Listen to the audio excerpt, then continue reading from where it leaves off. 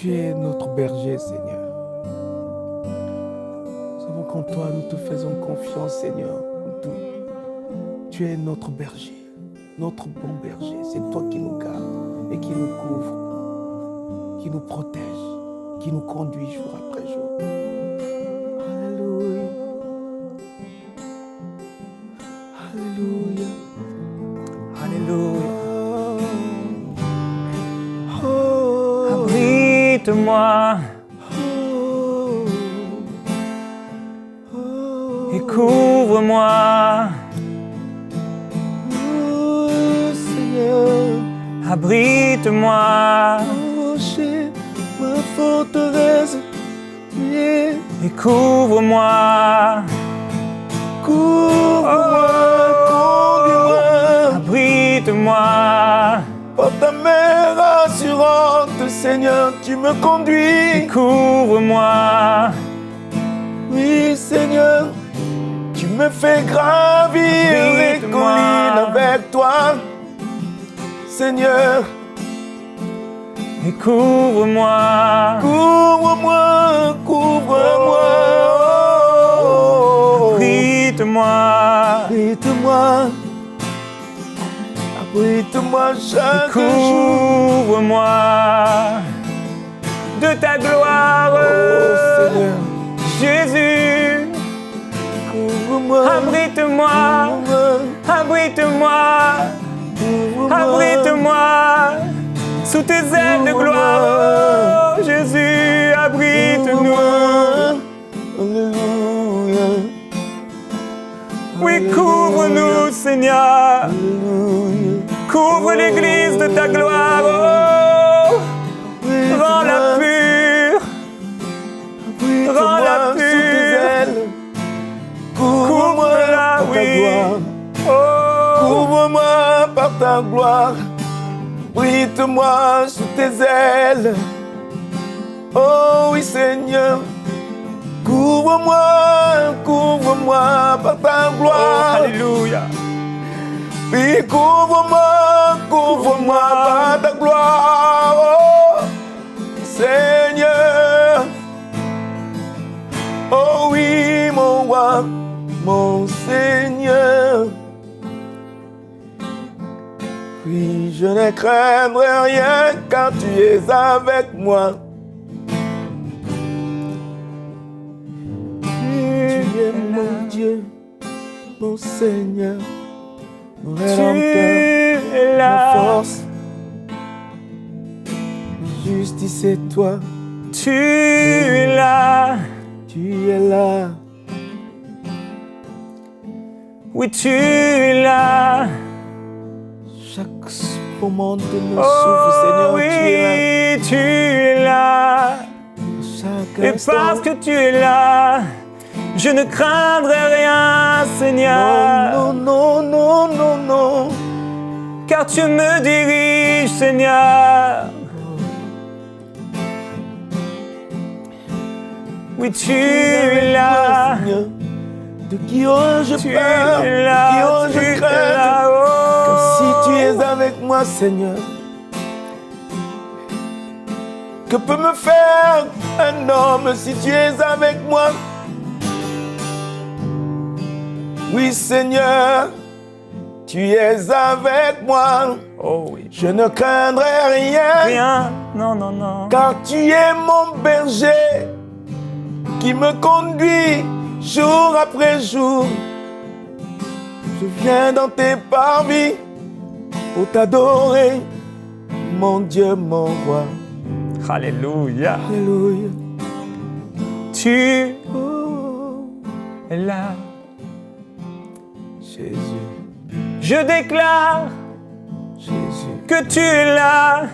Jésus, Tu Jésus, es là. Jésus, Oui, je déclare Jésus, que tu es là, même si les vagues sont Jésus. fortes. Jésus. Oui, je Oh, déclare mon que roi. tu es là, Jésus, Seigneur mon Jésus. Rédempteur.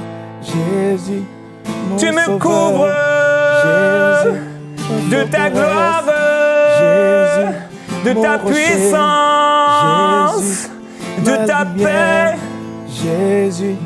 ta présence. Oh, Tu es là, Jésus. Seigneur. Jésus. Oui, tu es là. Jésus. Tu es là, Oui, tu es là, Seigneur. Oh, tu es là. Jésus. Jésus. Oh, Shabbat. Même quand Oh, les vents sont Jésus. forts, même quand Tu les es là, circonstances me Jésus. parlent Mon contre Jésus. toi, non, je Jésus. déclare que tu es là. Oh, Kamaïda. Oh, Jésus. Oui, tu es là, Jésus. Seigneur. Tu es là, Jésus. Oui. Jésus. Oh, Oh, Jésus. oui, Mon tu es là, Seigneur. Seigneur. Oui, Mon tu es là, Sauveur. Seigneur. Oh, Mon je dirai Rédempteur. encore que tu es là. Ma force.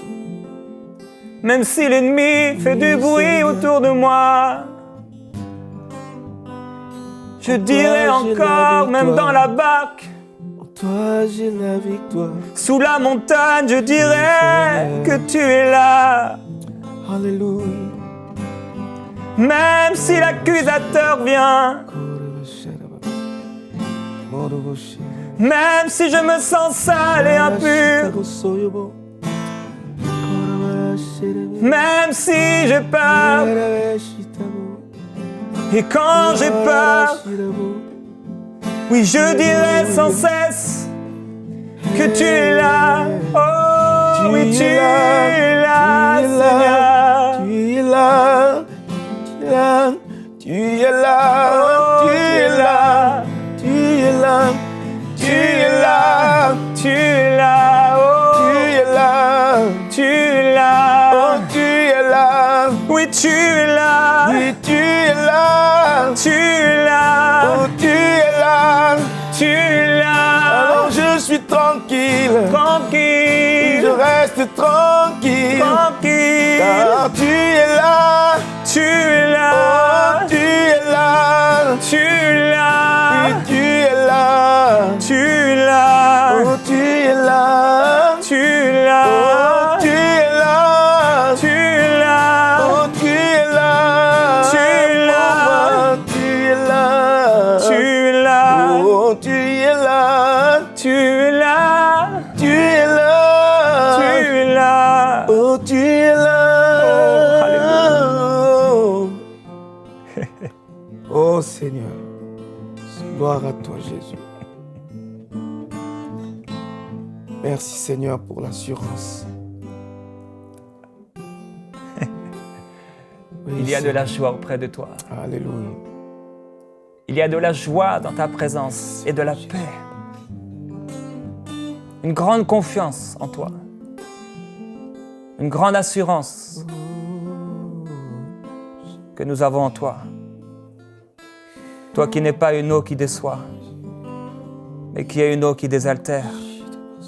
Toi qui donnes la paix et la paix en abondance, celle qui surpasse les pensées. Père, je prie pour tous ceux qui sont là aujourd'hui.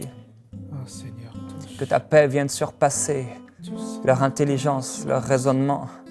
Que ta gloire coule sur eux maintenant. Cette gloire qui est là sur moi, que cette gloire descende sur eux maintenant. Cette gloire qui est là sur nous, qu'elle descende sur eux. Esprit de Jésus-Christ, viens et touche ton peuple. Que ta gloire les touche et qu'au lieu des pleurs vienne la joie. Au lieu des larmes vienne le rire. Alléluia. Oh, remplis ton peuple. Remplis ton peuple de ta gloire. Remplis ton peuple de ta gloire, Seigneur. Que les larmes se transforment en rire. Que la tristesse se transforme en joie. Que la peur se transforme en foi. Que la maladie se transforme en guérison. Que le divorce se transforme en mariage, en réconciliation. Oh Seigneur, viens, toi qui transformes les cœurs les plus durs. Toi qui transformes les déserts en sources d'eau vive. Viens.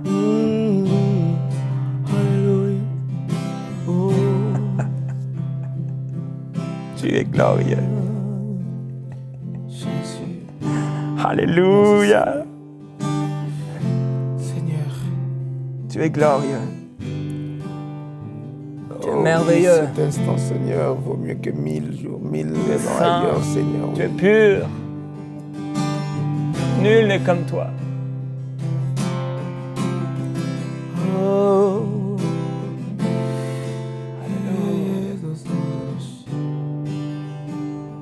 Oh, ta présence, Alléluia. c'est tout ce que nous avons. Ta présence vaut mieux que la vie, ta présence vaut mieux que tout. Et nous choisissons ta présence aujourd'hui. Jésus. Alléluia. Frères et sœurs, vous êtes plusieurs personnes. Et plusieurs milliers de personnes à suivre cette émission. Et plusieurs personnes, vous m'avez dit que vous apprenez à prier, que vous découvrez quelque chose de plus dans la prière. Et il y a vraiment une chose que Dieu veut amener à son peuple dans la francophonie. C'est que la prière, ce n'est pas seulement « Seigneur, pourquoi ? Seigneur, fais ceci, Seigneur, fais cela », mais la prière, c'est louange et adoration. Je suis tellement béni d'être là avec le frère et le pasteur Marcel Bongo. Tellement béni de louer Dieu avec lui, avec vous. Et il n'y a rien de tel que l'adoration. Dans toutes nos peurs, dans toutes nos frayeurs, dans tous nos combats, il n'y a rien de plus puissant comme arme que l'adoration. Et pasteur, j'avais à cœur pendant qu'on était là si tu pouvais peut-être juste encourager les gens par rapport à la louange et l'adoration. Il y a tellement de personnes qui sont dans leur combat, dans leurs difficultés, et elles luttent et s'acharnent, et parfois Dieu veut les diriger dans l'endroit où Dieu va pouvoir les façonner, et l'endroit du miracle, et c'est vraiment un endroit de louange et d'adoration. Et ta vie a été consacrée pour louer Dieu, pour adorer Dieu. Et il y a une telle présence de Dieu ici qui est là. Et je voudrais, si tu pourrais juste les encourager à cette louange, à cette adoration dans la prière, plus que de demander, plus que de supplier, mais juste louer Dieu. Ce qui est important surtout, c'est de savoir que c'est vrai que la prière est importante. Comme je le disais même dans d'autres émissions, la prière, c'est un dialogue. La prière, c'est-à-dire nous fait monter vers le Seigneur. Parce que quand on prie, on adresse des requêtes. On prie, Seigneur, fais ceci, fais cela. Mais il faut savoir que la prière s'arrêtera ici. Dans le ciel, on n'aura plus besoin de prier pour demander au Seigneur, parce que nous serons face à face avec lui. Mais ce que nous ferons justement devant lui, dans son ciel, dans son royaume, ce que nous ferons, nous allons le louer et nous allons toujours l'adorer. Donc cela veut dire que quand vous louez, quand vous adorez, ce n'est plus des prières que vous adressez, mais c'est plutôt vous incitez Dieu à descendre. Quand nous adorons, c'est Dieu qui descend vers nous. Il vient et il nous visite. Il vient et il opère au milieu de son peuple. Il opère au milieu de nous. Il opère des guérisons, des miracles. C'est vrai que quand on l'adore, Dieu siège. Il siège justement quand on le loue. Quand nous le louons, il siège au milieu de la louange, justement de son peuple, comme sa parole le dit. Mais il ne va pas siéger seulement comme ça pour regarder ses enfants, non. Il va siéger, il va avoir... Il aura le plaisir, justement, c'est avec le plaisir qu'il va prendre des décrets en ta faveur, des décrets pour te guérir, pour te délivrer, il te pardonne, non pas seulement qu'il te pardonne comme nous l'avons dit, mais il te sanctifie, il a la joie de te voir purifier, être comme lui, et quand il te voit, il est heureux de te voir comme il est lui-même.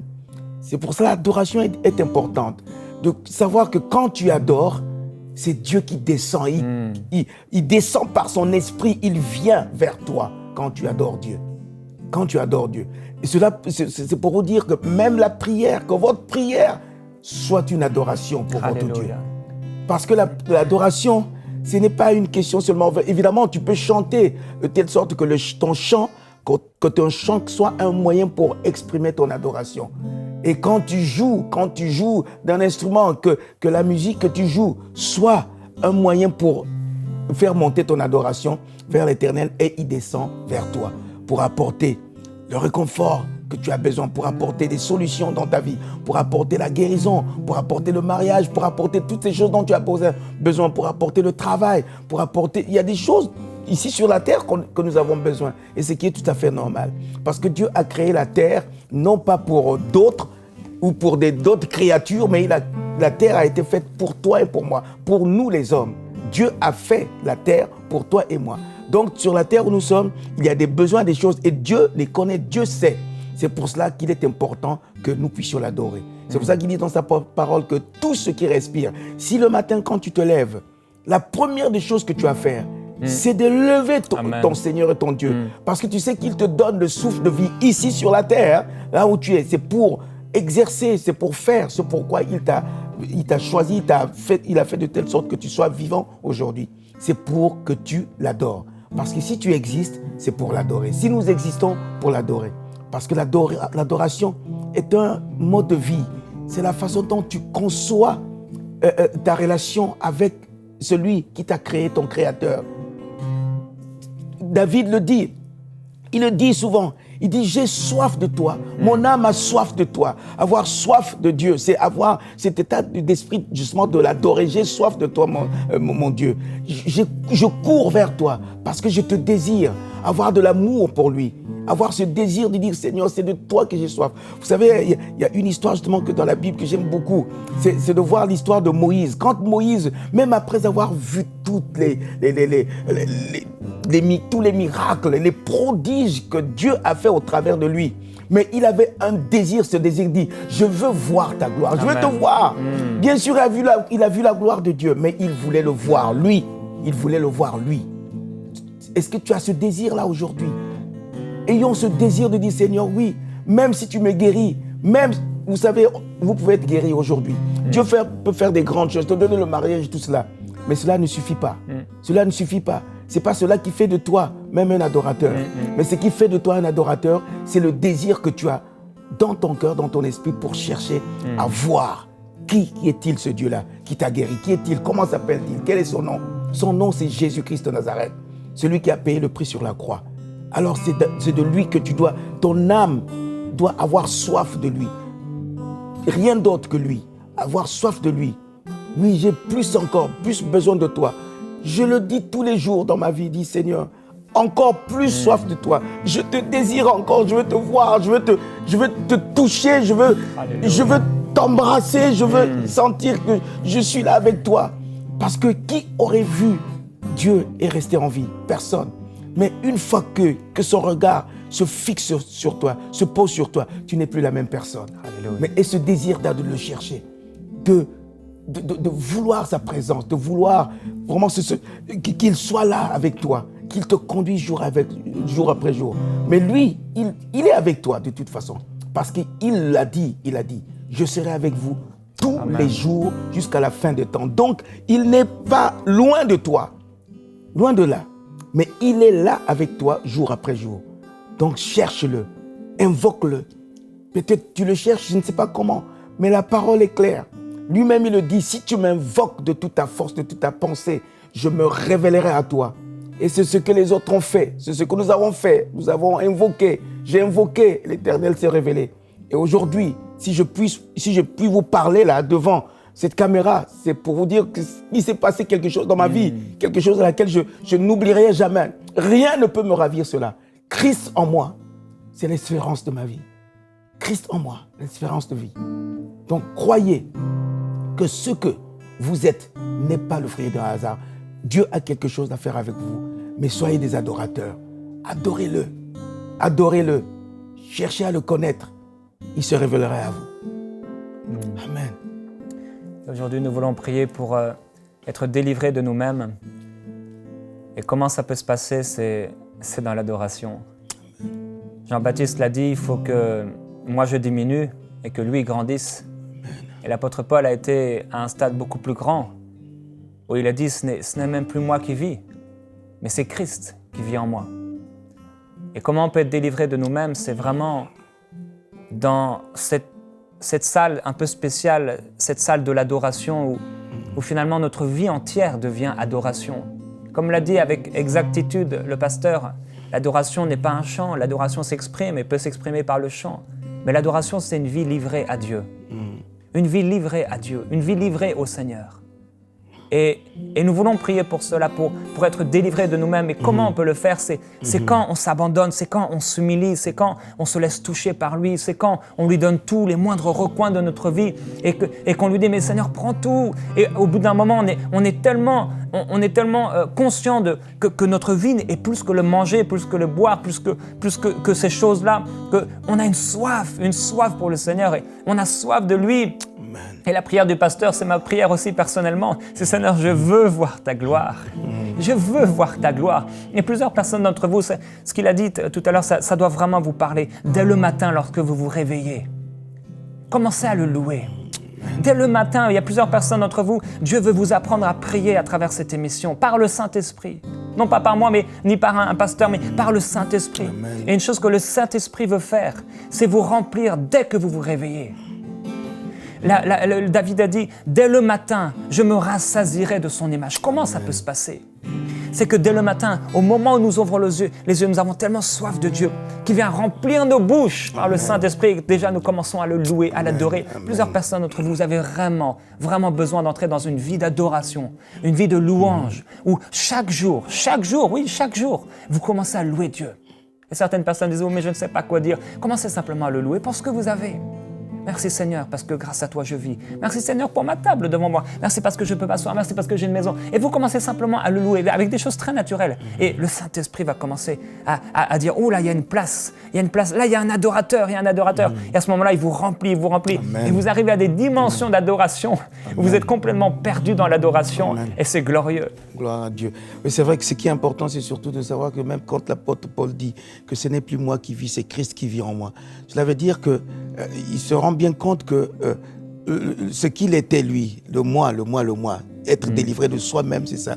C'est de permettre de faire de telle sorte que ce n'est plus nous qui véhiculons notre vie, mais c'est Christ qui vit en nous, qui conduit notre vie.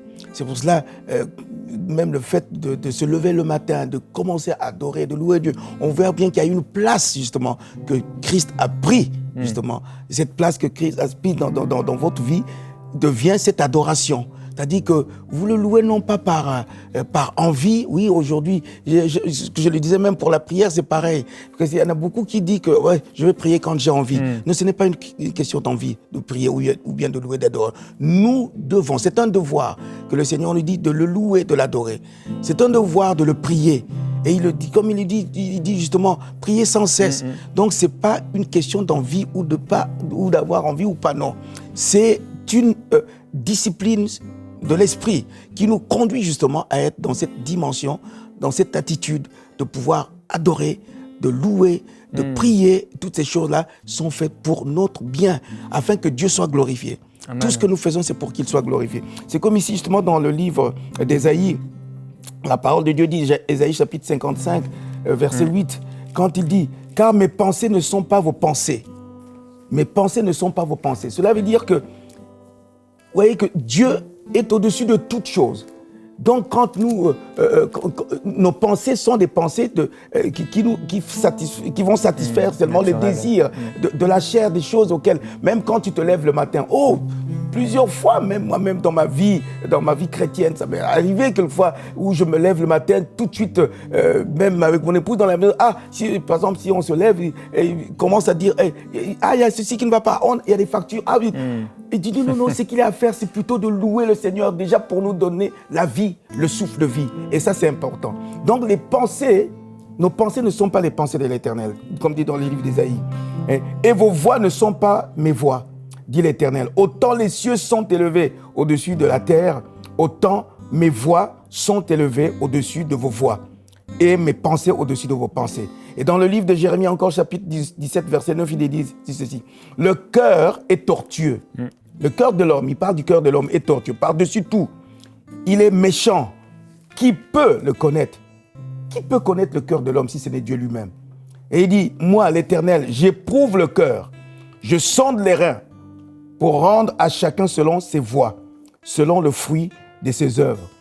Donc, vous voyez, c'est au travers des fruits de nos œuvres, justement, que Dieu nous rend. C'est pour ça l'histoire même de la peur, quand on a parlé tout à l'heure. C'est vrai que la peur, si vous avez la peur, c'est le fait justement de laisser la peur vous envahir, qui fait que ça va engendrer des choses qui vont vous empêcher justement d'avancer dans votre destinée. Et ici, par exemple, parlant justement d'être délivré de soi-même, évidemment, c'est vrai que nous avons souvent des choses qui nous donnent de se satisfaire à nous-mêmes. C'est-à-dire que nous faisons des choses pour notre moi, c'est pour moi. Je vais faire ceci, je vais être bien. Même quand tu pries, je prie, Seigneur, donne-moi ceci, donne-moi cela. C'est pour ton bien, donne-moi ceci, donne-moi. C'est normal tout ça. Mais ce que le Seigneur cherche en nous, il veut occuper toute la place. C'est-à-dire qu'afin que ses pensées soient nos pensées et que ses voix soient aussi nos voix. Il veut que cette place lui soit donnée parce que ça ne peut pas être autrement. Il dit qu'il nous a créés à son image. Donc cela veut dire que si nous sommes son image, évidemment, il doit être en nous par son esprit. Lui laisser cette place-là afin qu'il puisse régner, qu'il puisse gouverner en nous, afin que ce ne soit pas pour nous, oui, le moi. Donc être délivré de soi-même pour laisser le Seigneur être à la place là où il faut pour qu'il puisse agir en nous. Jésus a dit qu'il y aura un temps où les vrais adorateurs adoreront le Père en esprit et en vérité. Et cette femme était là et disait à vous, Jésus disait à cette femme, voilà, vous dites que c'est à Jérusalem qu'il faut adorer, ou etc., sur cette montagne. Et il y a vraiment un endroit, en fait, un endroit où on peut adorer Dieu. Et plusieurs personnes passent par des temps difficiles, vous passez par des temps de difficultés terribles, vraiment terribles, des choses horribles au niveau familial, au niveau physique, quel que soit le niveau. Et parfois, quand on est dans cet endroit-là, on se dit « je ne peux pas louer Dieu ». Parce que c'est trop dur, je ne peux pas louer Dieu à cause de la vie que j'ai, de ce que je vis. Et pourtant, c'est vraiment là l'endroit où les vrais adorateurs adoreront le Père. C'était dans cet endroit où rien ne va apparemment, dans cet endroit où c'est trop difficile, où c'est tellement dur, où la terre a l'air tellement dure sous nos pieds et le ciel dur au-dessus de nos têtes. Et pourtant, dans cet endroit, il y a un chemin. Il y a un chemin d'adoration, il y a un chemin où quand dans cet endroit on s'humilie devant Dieu, Dieu nous amène dans un chemin d'adoration. Et quand dans cet endroit, on est là dans les difficultés et concrètement, on a plein de problèmes, on a plein d'histoires, mais on se met à genoux et on commence à louer Dieu. Amen. Et tu as certainement dû l'expérimenter, je l'ai expérimenté aussi. On est dans des temps difficiles et on a l'impression, oh Seigneur, comment je vais pouvoir faire pour ceci, pour cela? Et là, on plie le genou et on commence à le louer, on commence à l'adorer.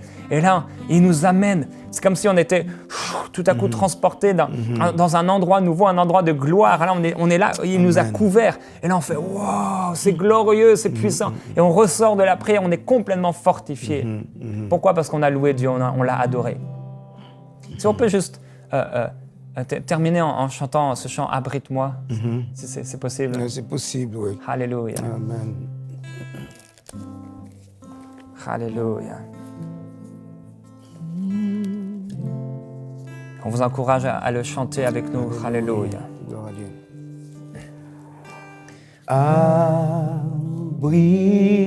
Abrite-moi sous tes ailes, couvre-moi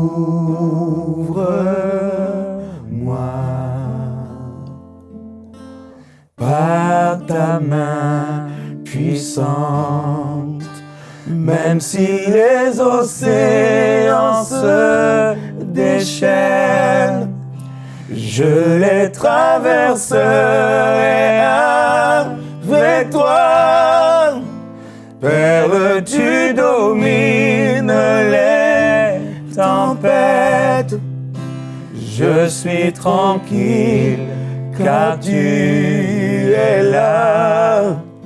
Je suis tranquille car tu es là. Alléluia. Alléluia. Oh, nous déclarons la bénédiction de Dieu sur vous. Vous êtes bénis de la tête aux pieds, vous êtes bénis. Et nous proclamons une semaine bénie pour vous, un mois béni, une année bénie, une vie bénie, une dispensation nouvelle. C'est la grâce de Dieu. Jésus-Christ a prophétisé. Il a déclaré une année de grâce, une année de bienfaits. Et c'est dans cette année, dans cette dispensation nouvelle, dans la nouvelle alliance que nous vivons, En Jésus-Christ, nous sommes bénis. Et nous vous bénissons avec le pasteur Marcel. Nous vous bénissons au nom de Jésus-Christ. Alléluia, vous êtes bénis en lui. Envoyez-nous vos sujets de prière à prière@enseigne-moi.com.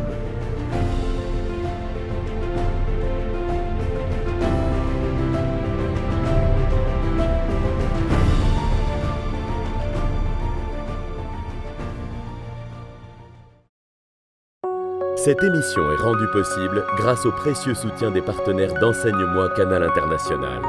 Retrouvez tous nos programmes sur emcitv.com.